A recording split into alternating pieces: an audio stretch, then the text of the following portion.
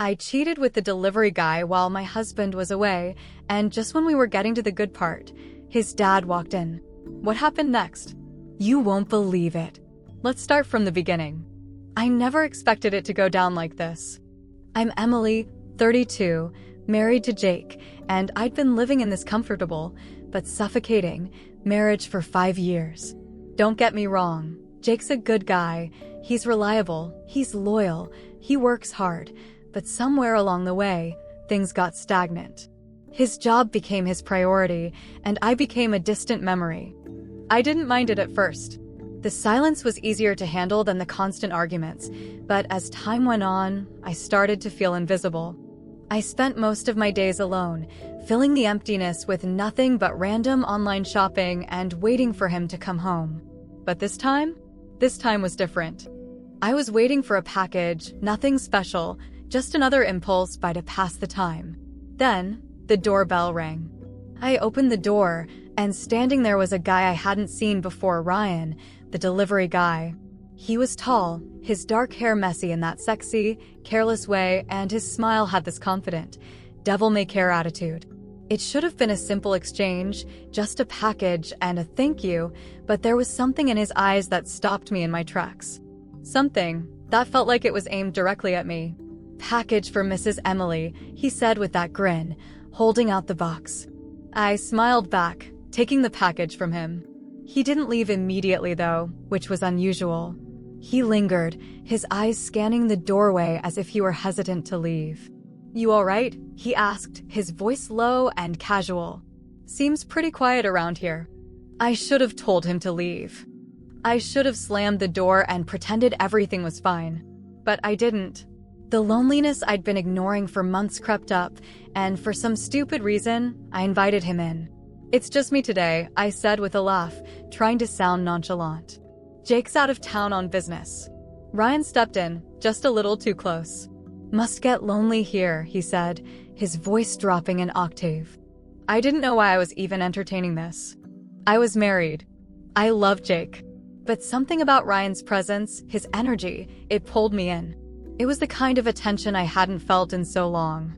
And then, before I could stop myself, he was standing in front of me, and his eyes, God, his eyes, they were so intense. I could feel the heat building between us. Ryan was inches away now, and I could smell his cologne, feel the warmth of his body. I don't usually do this, he said, and I didn't know if it was the moment or my own loneliness, but I wanted to hear more. But you look like you could use some company. I should have said no. I should have pushed him away and closed the door. But I didn't. I just stood there, heart pounding, as I realized I wasn't even thinking anymore. My body had already made up its mind. I didn't even notice when my hand reached up to touch his chest, pulling him closer. And then it happened. I closed the distance between us, our lips brushing. It wasn't planned. It wasn't some romantic moment. It was wild, raw, and full of desperation. I felt his hands on me, and I didn't pull away. I didn't stop it. I felt alive in a way I hadn't felt in ages. For a moment, I didn't care about the consequences. I didn't care that I was married. All I cared about was the spark between us. I don't know how long we stood there in my living room, but I didn't hear the footsteps at first. The sound of the door opening barely registered in my brain. Then, the door opened fully, and I froze. It was Jake's dad, Ray. I pulled away from Ryan in a panic, but it was too late. Ray was standing there in the doorway, staring at us, his expression unreadable. What the hell is going on here? Ray's voice was low, but sharp. I stood there, mortified, completely exposed. Ryan stepped back, trying to act casual, but the tension was so thick I could barely breathe. Ray didn't move. He just stood there, his eyes flicking between me and Ryan. He wasn't angry. He wasn't yelling. He was just calm. Too calm. But his silence was worse than any outburst. I can explain, I stammered, but the words felt empty. How could I explain? How could I make this right? Ray took a deep breath, slowly walking into the room, still not saying anything. The silence was suffocating, and every second that passed felt like I was sinking deeper into quicksand. So this is what you've been up to while Jake's gone? Ray finally said, his voice colder than I'd ever heard it. You think he doesn't notice? You think I wouldn't? What is this, some cheap affair with the delivery guy? I wanted to scream. I wanted to run away, but my body wouldn't move. I was paralyzed by the weight of my actions. Ray's eyes never left me. There was no shame in his gaze, no anger. Just a cold, hard reality. I don't know what you want me to say, I whispered, barely able to speak. I didn't mean for this to happen. He shook his head slowly, as if everything he needed to know was already clear. You're making a mistake, Ray said, his tone flat. You think Jake doesn't care? You think he doesn't notice how unhappy you are? He does, Emily. He's been blind, but even he can see it now. And then, just as quickly as he came in, Ray turned and walked out, his footsteps echoing in the silence that followed. I stood there in the kitchen, my body still trembling, unable to process what had just happened. Jake's father, Ray, had walked in on us. On me. On the mess I'd created. And now I was left standing in the middle of it all, with nothing but a pile of shattered emotions and a lingering sense of impending doom. Ryan, who had been so confident just moments ago, was now standing uncomfortably in the corner, glancing between me and the door, his face full of uncertainty. I couldn't even look at him. My chest was tightening, and the only sound I could hear was my own heartbeat, echoing in my ears. Ray had walked out without saying another word. He didn't need to. His silence spoke volumes. It was like he had seen everything, understood everything, and already made up his mind. But what would Jake think? Would he find out? Would Ray tell him? Or worse, would Ray take matters into his own hands and ruin everything? I didn't know, but the weight of that question was crushing me. I tried to shake off the panic, but it clung to me like a second skin. I needed to calm down. I needed to fix this. But how? How the hell could I fix this? Ryan shifted his weight, looking at me, unsure of what to say. Maybe I should go, he muttered, stepping toward the door. But I didn't want him to leave. Not yet. I didn't want to face this on my own. No, I whispered, my voice barely audible. Don't go. Ryan looked at me, his expression softening. This is bad. You know that, right? I nodded, feeling the weight of his words hit me like a ton of bricks. It was bad. Worse than bad. This was a nightmare. But in that moment, it felt like Ryan was the only thing keeping me tethered to reality. I knew I shouldn't be doing this. I knew I should have sent him away, told him to leave the moment I realized what I was about to do. But I hadn't. I hadn't stopped myself. And now here we were. Why did you even? I began, but I couldn't finish. I didn't know what I wanted to say. What could I say? I was caught. I had crossed a line that couldn't be uncrossed. Ryan took a step toward me, his voice low. Emily, you don't have to explain. But you need to think about what happens next. This isn't just some fling.